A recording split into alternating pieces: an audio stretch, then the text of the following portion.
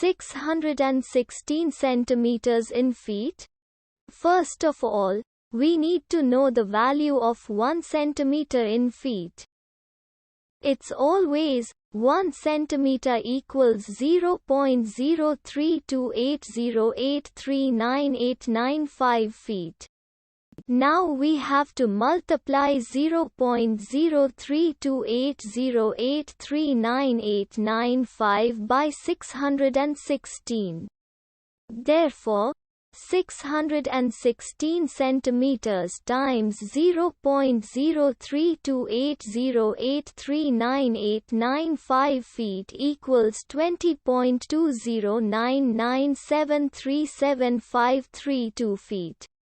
So, in other words, 616 centimeters equals 20.209973753 feet.